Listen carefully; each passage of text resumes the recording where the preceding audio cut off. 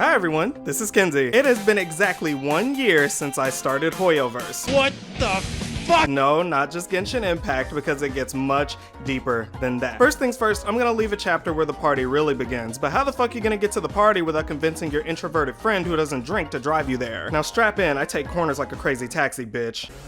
Genshin. I have wanted to make a Genshin video since 2020. Here's proof. My end card from all the way back in the COVID era when I did my first 1K subscriber Q&A. How far was I in the game when I put this out? I didn't even unlock wishes yet, and I never got further than that. I just lost interest. I wished it was a full-priced game, and honestly, it just be like that. Now, 4,000 subs later, and now I think it's the right time. I've gotten into Hoyoverse more than I'd like to admit. The way I got reintroduced to Genshin was when I went to an anime convention and a friend made me play the try to pronounce the Genshin names game. And as she was going down the list, the virus was setting in hard. The character designs were really fucking good. Everyone was attractive and my spending sense was tingling. I have played gacha games out the ass, Dokkan, Nikkei, Destiny's Child, Girls Frontline, yada yada, so I had plenty of reason to play this one because of all the brand new free content that was released since way back when, and I would be playing with friends. Sadly, at the same time as this came with plenty of life changes. Changes I won't get into too much, but Genshin symbolized a big transition in my life, and even a year later, I'm a happier person than I was back then. But during that time, it was a little rough, and that seemed to me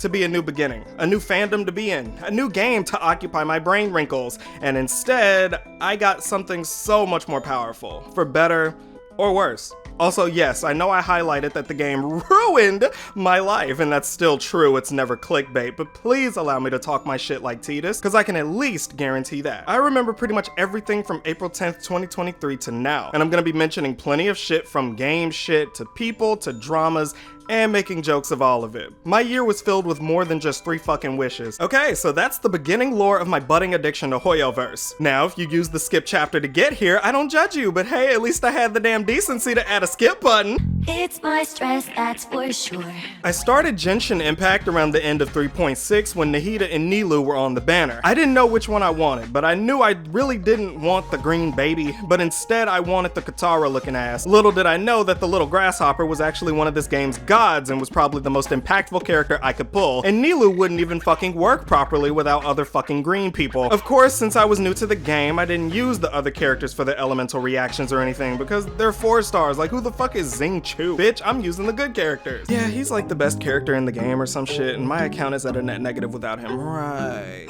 I didn't get either of them, but what I did do is wish, and guess what? Wish. Without any knowledge of pity, 50/50s or guarantees, I just kinda had it in my head that they would just come at some point, but instead I was unwittingly building up for my first 5-star, Ganyu. It was really Jean, but come on, I'm building a narrative here. Ganyu, the support. I mean, to be fair, I was using her as a main DPS for months, but as soon as I got Ayaka on Navia's banner alongside her weapon, the Purple Penetrator, I immediately put Ganyu on freeze duty until I got Xianyun and Charlotte. Charlotte because she is an ice healer and did Ganyu's job for her, and Xianyun, aka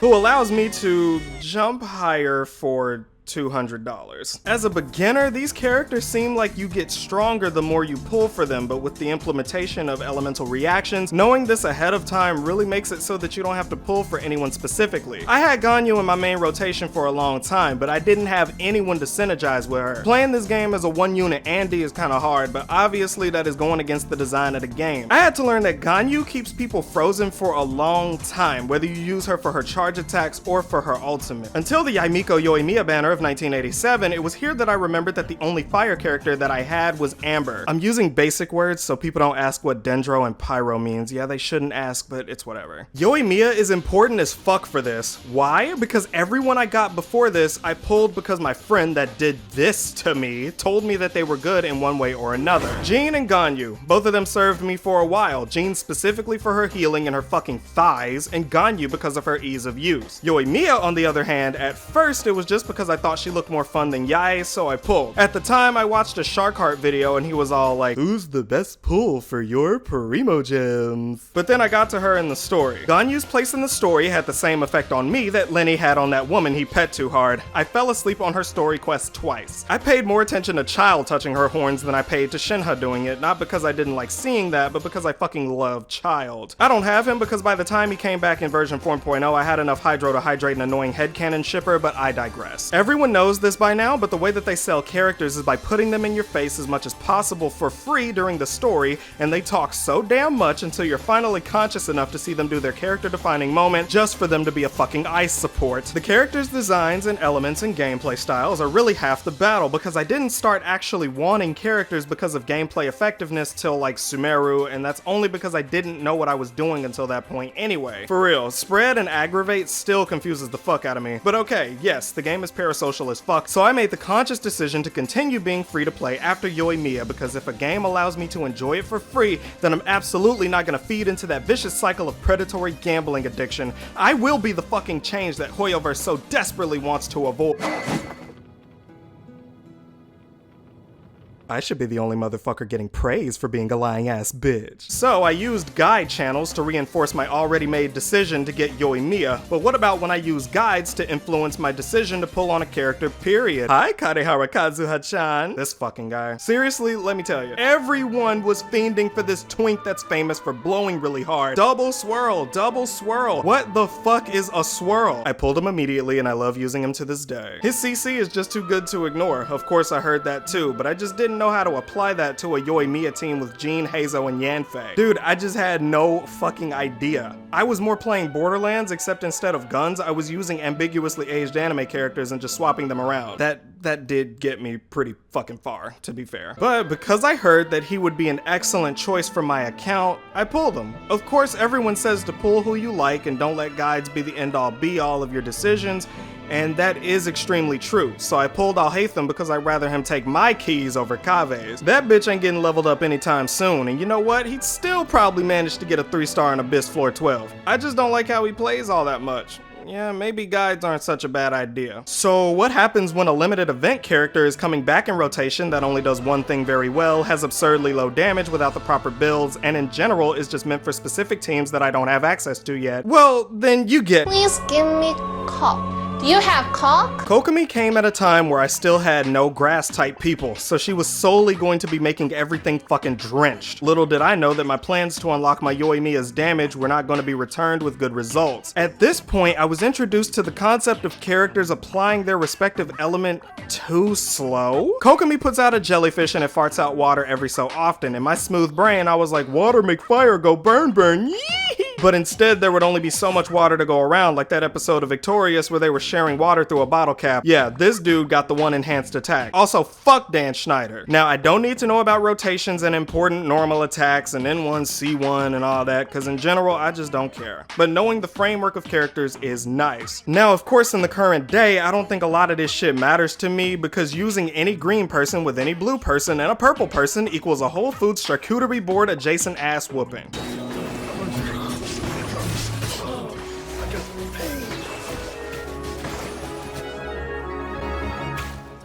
Now there's a lot I can skip after the Kokomi era. At this point, me and my friend and her sister pretty much just got on every day, did dailies, farmed together, and in general just stayed conjoined at the hip while I took my level 90 Kokomi and I was on heal duty for days. But then I got tired of being the bikini bottom bitch and desired power. I wanted Hu Tao. I pre-farmed for my spooky bestie. I didn't even know she was fucking coming, but I had her in my sights like 76, bitch. I got literally everything for her. I pulled Yelan for her. I pulled Zhongli for her. And I built my Kazuha, just enough for him to not die. I was ready for my ADH demon to drop, and when I finally got to use her, I don't like how fast she runs out of stamina. The way she is straight out of the box, if you cancel her charge attacks with the dash move, that costs stamina, and a lot of it. Charge attacks are her main source of damage, and without canceling them, you just have a worse feeling character overall. I really wish there was a way to fix this issue, because having to jump cancel during battle while doable is really fucking annoying. Oh! Getting into constellations is a traumatic experience for most and their wallets. Not me, because nothing can beat my freshman year of high school, but I wanted to make the 77th director of the Wang Sheng Funeral Parlor my strongest character after doing her dedicated story quest. This is how the game fucks you over. The main scenario, called the Archon quest, really ain't that instrumental in getting you to buy these banners. If you don't care about a character, then this doesn't really matter, but if you do, doing their story quest is essentially an hours-long heroin needle. They want you addicted to these characters. They want every every single button you press with these characters to be a meaningful experience and for you to be putty in their digital hands. That didn't happen to me because I ain't no bitch, but I liked her enough to want her as much as possible, and her weapon. I wanted my characters to be as good as possible. I wanted to vertically invest. I wanted to see the numbers that I see on Vars videos. I wanted my characters to be the steep community definition of good. But now, months later, I can only ask myself, good for what? To farm artifacts? Hyperbloom got that. To kill weekly bosses? Hyperbloom got that. To beat the game? Hyperbloom got that. To... Ew, bitch, I'd rather pick cotton. I'm allowed to make that joke. Speaking of beating the game, let me touch on the story. This part shouldn't take too long, but this is essentially what it is. Something extreme happens in the beginning that an average player will probably forget about. You get separated from your brother or sister depending on who you picked at the beginning, and then it essentially becomes Kingdom Hearts where you go to every region and solve their problem and pick their treasures clean for premium currency. Every region is relatively close by each other and have different aesthetics based on real life countries, and I do like that a lot. The first area, Mondstadt, was pretty boring, but I enjoyed the highs and fell asleep on the lows. Liyue, the area based on China and Hoyo's favorite region by far, was pretty boring, but I enjoyed the highs and fell asleep on the lows. Inazuma, aka Place Japan, was based on Japan and was pretty boring, but I enjoyed the highs and fell asleep on the lows. Never forced me to do a story quest in order to proceed again, game, thanks. Sumeru, based on Indian and Egyptian culture, was pretty boring, but I enjoyed the highs and stayed awake for the mids. I don't think there were that many lows. And Fontaine, based on France, was lit. I don't know, I just really like the aesthetic. Fontaine was the best story so far. I don't think it's worth getting too deep into, but every region's story kinda got better over time, region after region, with Sumeru actually feeling like a good story in general instead of being only good for Genshin standards. Inazuma was great at times, but the lows were valley deep for me. And Liyue was better than Mondstadt, but I think Mondstadt was just a foot in the water story to get the player acclimated. Every story is based around the region's god called an Archon, and depending on how much you like each Archon will basically determine how much you like the stories sometimes. Because Raiden was excellent for me, Nahida's narrative was great, and I genuinely liked Sumeru when it was being all mysterious and bombastic. Zhongli is talkative, like very talkative. Paimon is talkative, the characters are talkative. Damn, this game has a lot of something, we can just use that. I remember in one previous dev live stream, they claimed that the entirety of Genshin Impact has reached 10 million words. This includes dialogue, lore, literature, all that good shit. That's a lot of fucking words. I have read that people are making this an attention span issue, and honestly, that's just insane to me. Why does it have to be on the fault of people who need a bit more excitement in their scenes just because they don't want cutscenes spoken like, I would really like to make a video about Genshin Impact. 3 years ago, Genshin Impact released a critical success. Chronicling that success would be very lucrative for views, wouldn't it? I know people don't think making videos for views is very appropriate. But hey, if it weren't lucrative, then no one would do it. Who even came up with the word lucrative in the first place? There is literally no way that something being lucrative would be a terrible thing. There is no goddamn way you wouldn't skip that. And hell, you probably did. This isn't about a short attention span, it's about method of delivery. They lock you into dialogue sequences for the smallest random shit, it's wild. Zhongli was like the worst offender of this during Liyue. Him and Ayaka, but to be honest, I love Ayaka and her big forehead, so that's a non-issue. The people who don't make a stink about this obviously love the characters and will hang on to every word they say, and that's fine. But that's not everyone, and it really wasn't me at times. Ito can say whatever he wants and I'll listen because at least he got some spice in his taco. For a lot more of the verbose cast of characters, nah, I'd mash. Now, I have talked about pretty much everything that could be included in a year of playing Genshin, but there's one thing that I didn't mention till now. Remember the Lantern Rite? This was a strange time to be a fairly new Genshin player. As this was my first Lantern Rite, I was pretty much expecting a pretty stacked event with a bunch of primos to earn by playing little incredible pizza minigames every day while everything was covered in Chinese culture. It was fun, but it wasn't overwhelmingly so, but the community was in shambles over the fact that Hoyoverse was giving its players only 3 wishes for this event. And one guy was at the height of it all. Voldemort, the T-word, Dick Tone. Why the fuck can I say it? His name is Let me explain! Zhongli being good when he wasn't. What, are you gonna come? Have a 4-star weapon. All I have is a dull blade.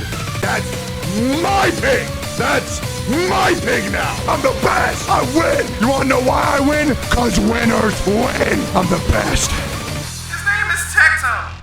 I was introduced to Tectone by the friend that got me into Genshin. I like his no bullshit way of speaking and his willingness to speak his mind. Do I agree with everything he says? Of course not, but hell, I'm not supposed to. I kinda hovered around this side of the community that I will now call the nuclear circle, with people like Smack, Hexjuice, and Pokey, and any other adjacent content creators in the space. But I also enjoyed the more comfortable, friendly creators like Doro and Zyox at the same time. I don't think there's anything wrong with mentioning any of these people because these are real people at the end of the day, and it's valid to enjoy any one of them or multiples. Enjoy who you want. I'm essentially an observer with an inkling of a platform and voice, so hell, I'll just kinda say what I want. The drama was palpable, but me being grown as fuck, I didn't really throw myself on the sword for any of it because bitch, it's a video game. I ate my popcorn and enjoyed the content, and if I came to dislike anyone in any of it, I think those people probably brought it on themselves. Now, this is not a drama video, so I'm not doing some kind of drama analysis. If you did get mad at anything I've said up to this point, then you're arguing with the voices and not me, unless I am the voices, in which case, fuck up! The conclusion to my Genshin year was pretty much a couple of slow patches and building all of my characters to level 80 and doing dailies when I feel like it.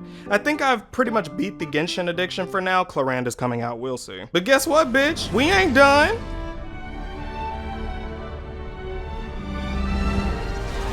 Shortly after the Genshin Could Never fiasco, which was one of the most hilarious online events I've seen in a long time, I didn't have much interest in Honkai Star Rail. And the reason why was kinda stupid, but I genuinely did not want yet another digital slot machine with pretty pictures of $200 anime characters, but I will get one for free. More casual gameplay, easier daily, streamlined and furry dialogue. Streamlined and furry? Streamlined and funny dialogue with a banger fucking story right out of the gate and a complicated progression system where building characters matters substantially more, and team comps make or break fights. Yeah, that's pretty much the gist of it, and I'm currently level 30. I have not done the next main scenario quest after Belobog, and Belobog was fire. I can barely get purple artifacts, and my character pool is really small right now. I am a new player of Honkai Star Rail, and there was a video made by the VTuber Hexjuice that kind of inspired me to play it in general. The video is about the abysmal new player experience in HSR, and I thought it would be a good idea to include my new player experience in this video, since I'm actively one of the people who the video would actually be relevant to. This isn't a response or anything, especially since the video already has a response to it by multiple different parties,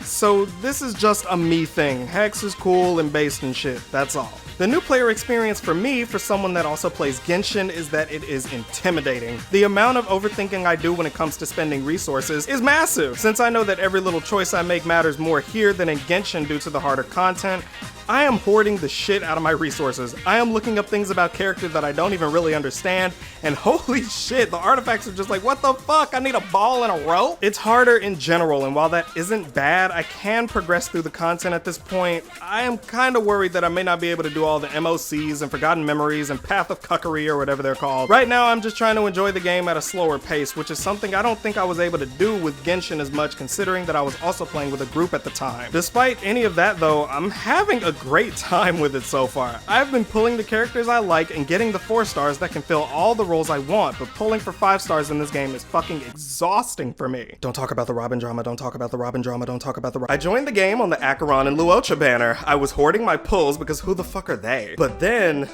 Jingliu and Aventurine. You read the bio, didn't you? I love these two. Jingliu is just strong as fuck and very easy to do early game with because of her added buffs that she just gives to herself. And Aventurine has literally allowed me to live some impossible boss fights with his shields in Simulator Universe. Bust. Or maybe I'll take it off. He means dick. Also, hire me for your animations. I'll literally say anything for money. Also, I got Jingliu and Aventurine within 1 pull of each other, and they are basically inseparable on my teams now, and I didn't even want his ass. Now, the current banner is a different story. Top Ass and Robin just came out at the time of writing this, and this is the first banner I was genuinely conflicted on between both of these games. Robin is a buffer that enhances follow-up attack-based teams, which means Dr. Ratio, Topaz, and Aventurine, which I have Ratio and Aventurine, but no Topaz. And Topaz is a single target based character focused on follow-up attacks, same with Dr. Ratio. Ratio is cool, but I have like no genuine place for him outside of just randomly filling him in if I need his damage type, and I could create a better space if I got Robin. On the other hand, I don't have a single target fire type, so I could fill in with Topaz. Either way it goes, getting both is ideal, so I can only get one, but I could spin, but I don't want to. I like her a lot. If we're gonna win, we need to play the long game, or whatever the fuck she said. Long story short, and it could get much longer, trust me, I am probably permanently scarred by these damn games. I don't think anyone genuinely loves the gacha vortex, but a huge part of this experience is knowing when to stop, and knowing that at the end of the day, it's all a game and characters are only real if I pull them. I think these games are truly something special. Gacha games have always been something for my hands to do, watching the pretty colors fly on screen and using the story is nothing more than a way to get currency. Yeah, these games are kind of the same, but hell, I'd listen to Stell make funny ass quips all fucking day. Yeah, my life is ruined, but honestly, I couldn't be happier about it, to be honest. Can't wait for woo-wah. Comment, like, subscribe if you like that shit I just did for however many minutes that was. See y'all in the next video, and check out my other links in the description if y'all are so kind. For now though, stay safe, stay hydrated, and most importantly, stay cute, you lovely trailblazers.